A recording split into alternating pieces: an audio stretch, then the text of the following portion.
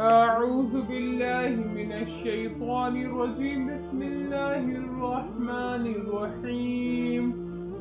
اللهم صل على سيدنا مولانا محمد وبارك وسلم صلاة والسلام عليك يا رسول الله صلى الله تعالى عليه وسلم الله رب محمد صلى الله عليه وسلم نحن عباد محمد صلى الله عليه وسلم الله رب محمد صلى الله عليه وسلم نحن عباد محمد صلى الله عليه وسلم صلاة والسلام عليك يا رسول الله صلى الله تعالى عليه وسلم۔ تو کل ہم تمام نے وضو کے تعلق سے فضیلت کو جانا تھا، وضو کے فضائلوں کو جانا تھا۔ آج اس کے آگے سے شروع کریں گے کہ صحیح مسلم میں عقبہ بن عامر رضی اللہ تعالی عنہ سے مروی کہ حضور اکرم صلی اللہ تعالی علیہ وسلم فرماتے ہیں، آپ کیا فرماتے ہیں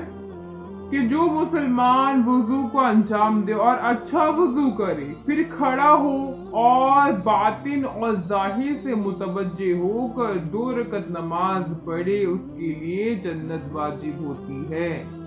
سبحان اللہ۔ اب کیا بتایا جا رہا ہے اس میں کہ حضور اکرم صلی اللہ تعالی علیہ وسلم آپ ارشاد کیا فرما رہے ہیں کہ جس نے بہت اچھی طرح وضو کیا،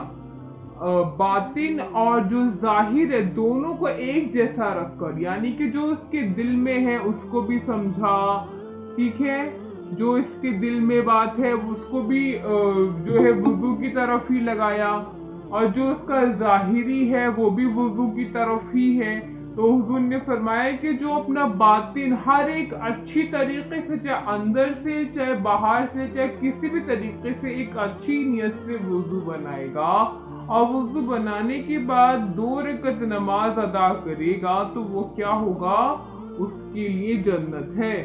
تو پھر سے میں ایک بار اس حدیث مبارکہ کو پڑھ دیتی ہوں، آپ دھیان سے سنیے کہ صحیح مسلم میں عقبہ بن عامر رضی اللہ تعالی عنہ سے مروی ہے کہ حضور اکرم صلی اللہ تعالی علیہ وسلم نے ارشاد فرمایا،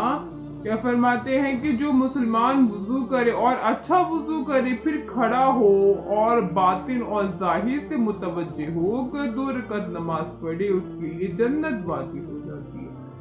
سبحان اللہ، کتنا بہترین وضو کی فضیلت، کتنی پیاری، کتنی بہترین، ماشاءاللہ۔ پھر آگے دیکھیے کہ مسلم میں حضرت امیر المؤمنین فاروق اعظم عمر بن خطاب رضی اللہ تعالی عنہ سے روایت ہے کہ حضور اکرم صلی اللہ تعالی علیہ وسلم نے فرمایا کہ تم میں سے جو کوئی وضو کرے اور کامل وضو کرے، اور کیا کامل یعنی کہ بالکل مکمل جب وضو ہو جائے، وضو کے بعد کیا ذکر کرے؟ اشہد اللہ الہ الا اللہ واشہد ان محمدا عبدہ ورسولہ، یہ پڑھ لے۔ کب؟ جب مکمل وضو کرے، وضو پڑھنے کے بعد انہوں نے کیا پڑھا؟ اشہد اللہ الہ الا اللہ وحدہ لا شریک لہ واشہد ان محمدا عبدہ ورسولہ، اس کے لیے جنت کے 8 دروازے کھول دیے جاتے ہیں۔ کتنی بہترین فضیلت ہوئی کہ جو کوئی مکمل وضو کر لے، ٹھیک ہے، وضو کے بعد کیا پڑھ لے؟ اشہد اللہ الہ الا اللہ وحدہ لا شریک لہ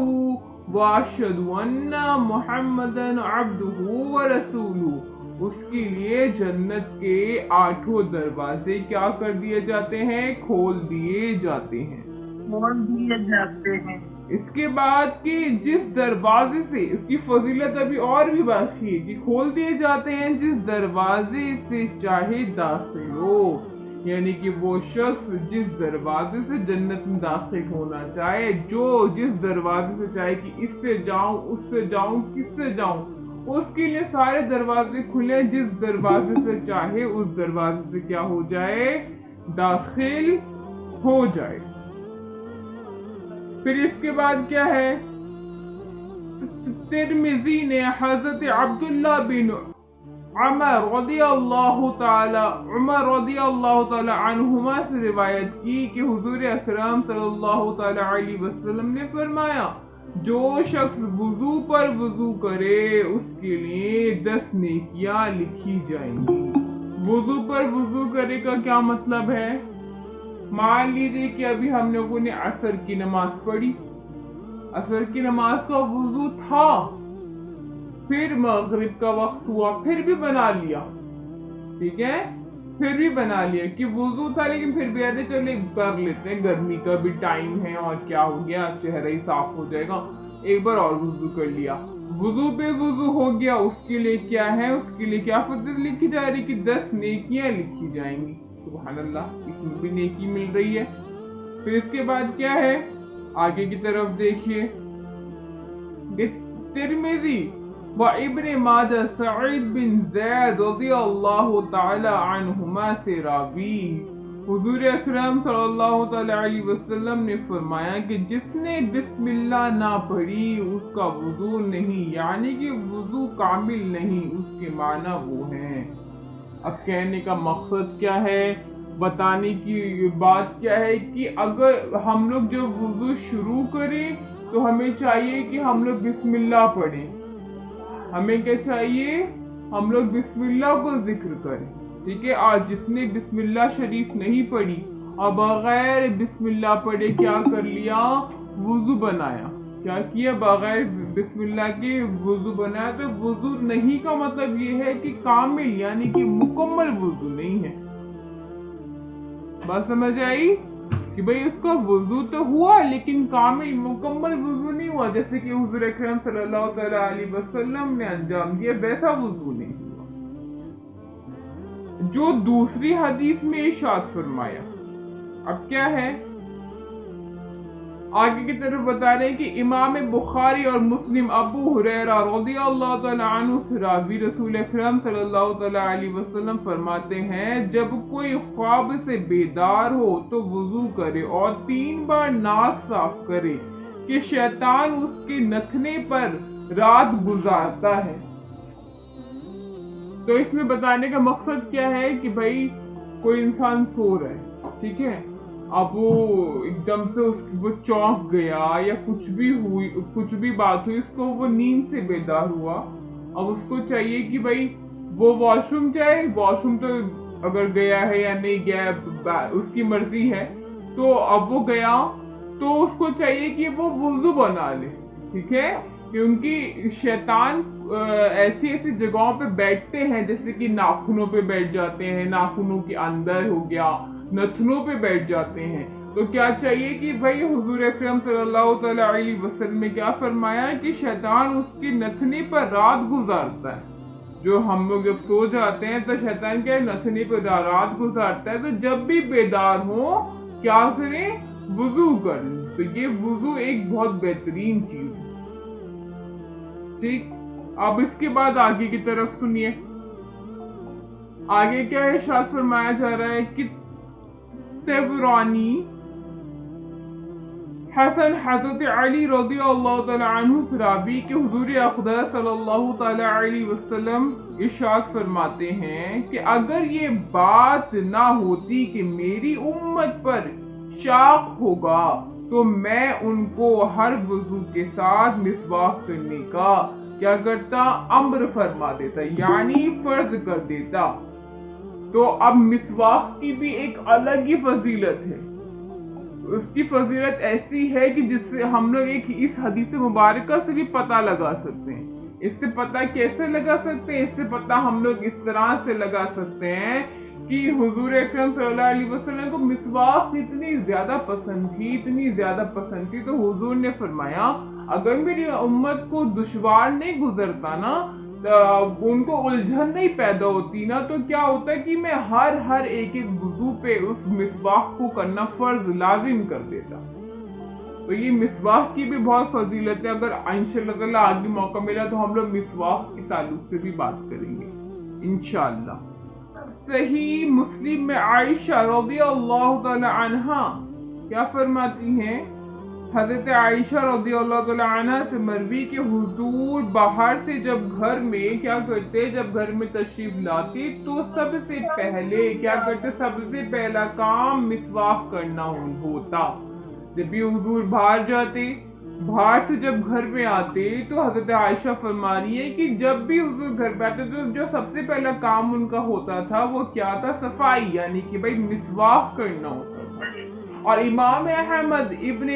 عمر رضی اللہ تعالی عنہما سے راوی کہ حضور اکرم صلی اللہ تعالی علیہ وسلم نے فرمایا کہ مسواک کیا ہے، ایک بہت بہترین چیز ہے منہ کی صفائی کے لیے۔